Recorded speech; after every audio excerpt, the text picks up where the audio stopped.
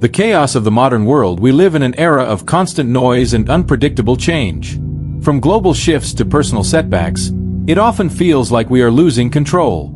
Most of us react to these events with immediate anxiety, frustration, or despair. We let external circumstances dictate our internal state. But there is an ancient framework designed specifically for this chaos, a strategy that has helped leaders, prisoners, and thinkers survive for thousands of years.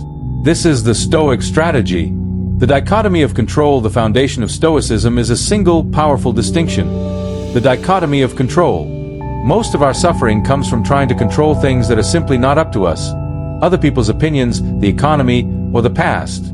A modern sage understands that the only things we truly control are our own thoughts, our own values, and our own actions. Everything else is indifferent.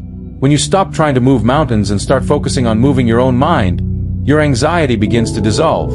Cognitive reframing. It's not the event, but the opinion. Stoicism teaches us that it is not things that disturb us, but our interpretation of those things. A missed deadline is just a fact. The disaster is the story you tell yourself about it. By practicing cognitive reframing, you learn to view obstacles as opportunities for growth. Instead of asking, "Why is this happening to me?" you ask, "How can I use this?" This shifts you from a victim of circumstance to a master of your response. Building the inner citadel. The goal of the Stoic strategy is to build an inner citadel, a mental fortress that remains calm even when the world outside is in flames. It is not about being emotionless. It is about being unshakable. It is the realization that your peace is your own responsibility. Wisdom in the modern age isn't about avoiding the storm. It's about learning how to stand still within it. If you are ready to build your own inner citadel, subscribe to The Modern Sage.